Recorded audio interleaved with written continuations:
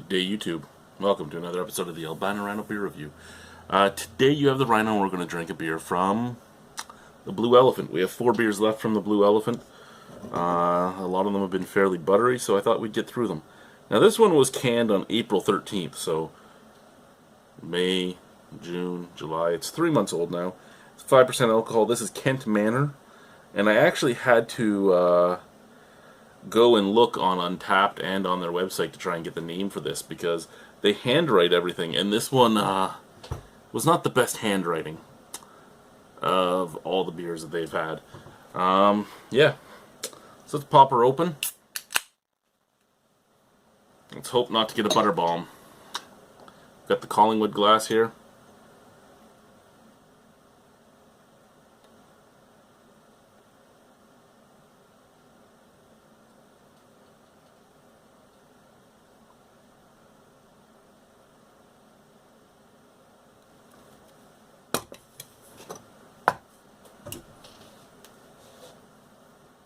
Okay, nice head, nice golden color, super see-through, looks good.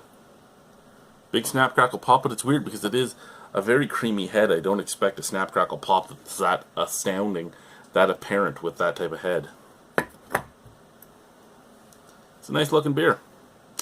It is a nice looking beer. Let's give it a sniff, shall we?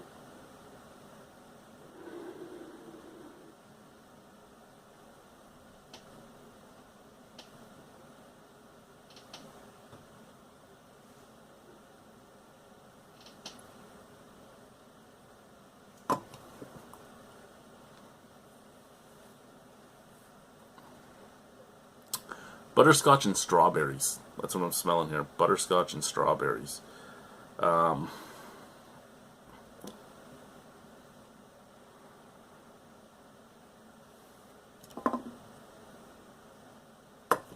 Yeah, it's not I think maybe it's meant to be there because it's not like the other ones. It's not movie theater popcorn.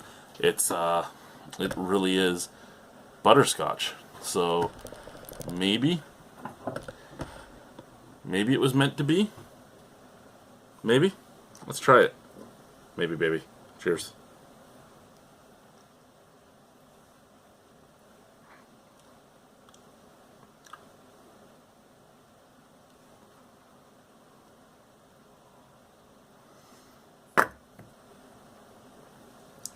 Okay.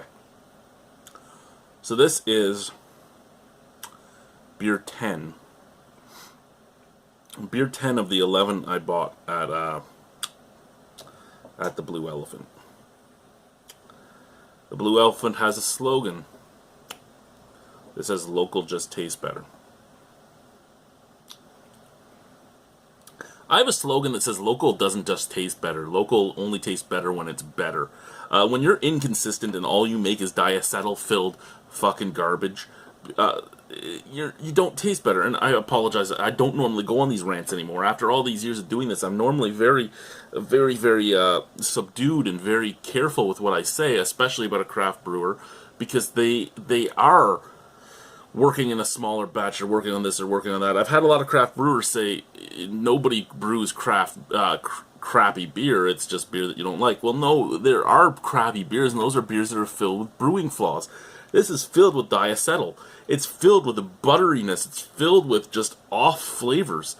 There are nice beers under those off flavors, but those off flavors, I don't know. Like, I've had 10 beers now. 6 of them have been butter bombs, including this one, and 4 of them have been really good. So I know the brewer can do really well. Now, I don't know, were these brewed when you did brewery school? Did somebody else brew them? Did your assistant brewer brew them? Did you just get bothered that day? Did your system not, I don't know what type of system you have, did it not get up to temperature? Did it not boil out everything? I don't know what happened, but here's what I do know. You can't go out and package subpar beer and hope that everybody will be okay with it. The locals of Simcoe might be okay with it. They might be, oh, you know what, this is local, so we don't care that it has off flavors, or we don't know what an off flavor is, we just think this is what's supposed to be there. That's fine. But you have people coming through town that might know what an off flavor is, and they might not like that. And you might like that. That's perfectly fine too. But if it's not meant to be there, it's not meant to be there. See, I'm trying to be a dick. Well, I shouldn't say that. I'm trying not to be a dick, but at the same time, get my point across. And I'm trying to be the new Albino Rhino who actually kind of thinks of what he wants to say, which makes this stuff even worse.